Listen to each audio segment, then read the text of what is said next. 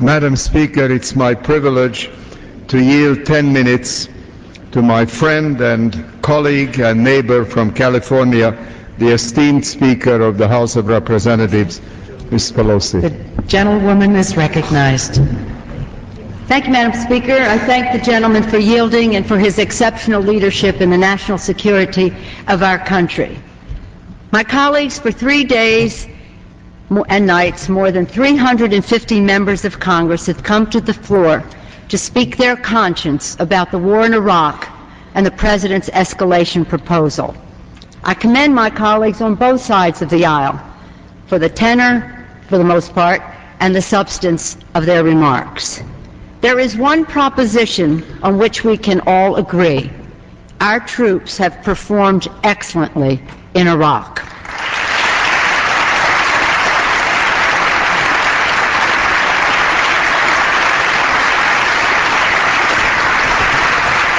They have done everything asked of them. And as the resolution states, Congress and the American people will continue to support and protect the members of the United States Armed Forces who are serving or who have served bravely and honorably in Iraq. We owe our troops a debt of gratitude for their patriotism, for their courage, and for the sacrifices they are willing to make. As a sign of our respect for them, particularly those who have lost their lives in the war, and for their families, I request that we observe a moment of silence.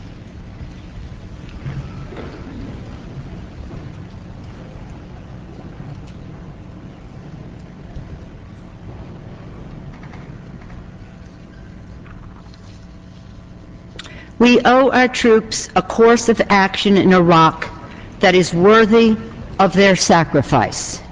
Today, we set the stage for a new direction on Iraq by passing a resolution with fewer than 100 words which supports our troops and disapproves of the President's escalation proposal.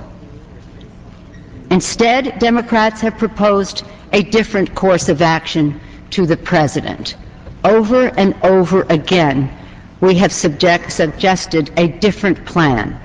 1 year ago, Leader Harry Reid and I stood with House and Senate Democrats to propose our agenda for real security, to project our power and our values to protect the American people.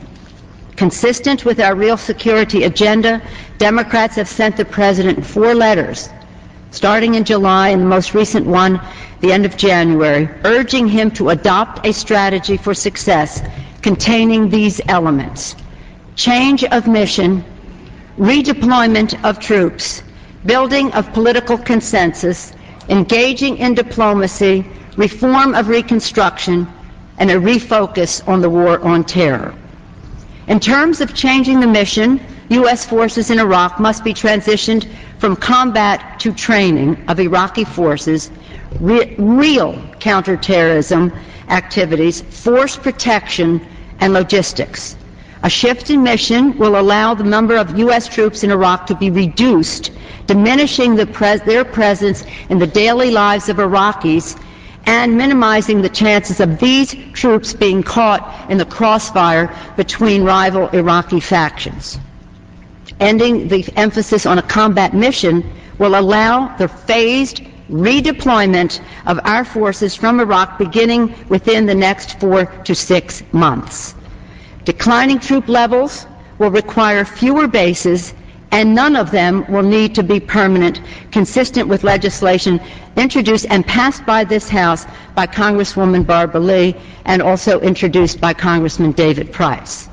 A smaller military presence in Iraq will also relieve some of the strain on our troops, their families, and our military equipment. Success in Iraq requires more than military force, and that really is what this debate is about today.